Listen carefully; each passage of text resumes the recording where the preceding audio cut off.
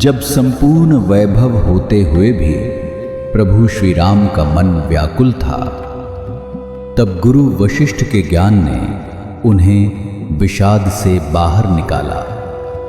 सुनिए बकुल जी की वाणी में। जय श्री राम। स्वागत है सभी का। तो आज 1 जून है। मई का मई खत्म हुआ और आत्मा का अहम भाव की बात कल हुई थी। आज देखते हैं 1 जून को आज क्या होता है। श्लोक है, सर्वत्र वासना त्यागो राम राजीव लोचन विविध कथ्यते तज्ञैर ज्ञेयो ध्येयश्च मानदस्। अर्थ है, हे राम, सभी धारणाओं, बद्धताओं और संकल्पों का त्याग दो।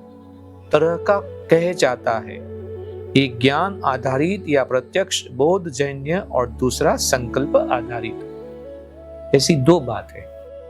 तो राम ने पहले पूछा, हे महर्षि, आपने अहम तथा उसे उत्पन्न करने वाली लालसा का त्याग करने के लिए कहा है।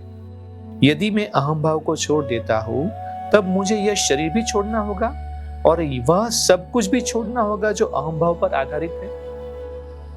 कारण यह है कि शरीर और प्राण शक्ति दोनों अहम भाव पर आधारित होते हैं। जब जड़ यानी कि अहम भाव को काट दिया जाता है, तब तना यानी कि शरीर वगैरह गिर पड़ता है।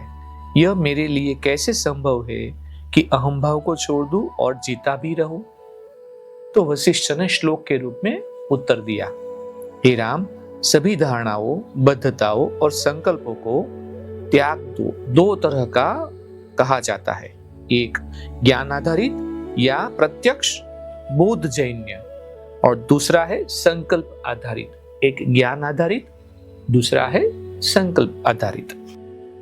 तो मैं विस्तार से अब इन दोनों के बारे में बताऊंगा, ध्यान से सुनो। पहले तो व्यक्ति को अपनी इस भ्रामक धारणाओं से अवगत होना चाहिए कि संसार के इन सभी पदार्थों से मेरा जुड़ाव है और मेरा जीवन इन पर निर्भर है। मैं भी इनके बिना नहीं रह सकता और मेरे बिना इनका अस्तित्व भी खतरे में पड़ सकता है। गहराई से चिंतन के द्वारा इस अहम भाव का त्याग करके व्यक्ति को उन कर्मों में लगना चाहिए जिन्हें वह सहज भाव से करता हो या जो सहज भाव से घटित होते हैं। ऐसा करते हुए भी उसका मन और हृदय सदा शांत और संयमित रहना चाहिए। अहम भाव तथा बद्ध मानसिकता के इस त्याग को चिंतन परक अहंहीनता कहते हैं। जब अद्वैत सत्य का ज्ञान या प्रत्यक्ष अनुभव होता है, तो व्यक्ति अहंभाव और बद्ध मानसिकता छोड़ देता है और अपने अंदर इस बात की अनुभूति भी नहीं होने देता कि यह मेरा है। फिर वह शरीर को भी मेरा नहीं समझता। इसे अहंहीनता का प्रत्यक्ष बोध कहते हैं। और वह व्यक्ति जीवित अवस्था में ही मुक्त हो जाता है जो हंसते से चिंतन परक पद्धति से अहंभाव छोड़ देता है।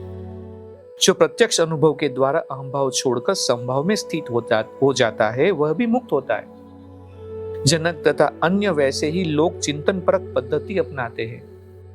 जिन लोगों को अहमहीनता का प्रत्यक्ष अनुभव होता है, वे ब्रह्म से एकाकार होते हैं। वे शारीरिक चेतना से ऊपर उठ चुके होते हैं। दोनों मुक्त भी होते हैं और दोनों ब्रह्म से एकाकार भी होते हैं। उसी को मुक्त संत कहना चाहिए जो वांछनीय और अवांछनीय पदार्थों से अप्रभावित रहे। वह इस संसार में रहता तो है, परंतु भीतर से पूर्णतः उससे अछूता होता है, जैसे कोई गहरी नींद में हो। और महर्षि के उक्त कथन के साथ दिन की समाप्ति हुई और सभा विसर्जित हुई। और हम भी यहाँ पे विराम लेते हैं और देखते हैं कल क्या होता है। तब तक के लिए जय श्री राम। इस ज्ञान यात्रा में हमारे साथ बने रहने के लिए चैनल को सब्सक्राइब करें और बेल आइकॉन दबाएं।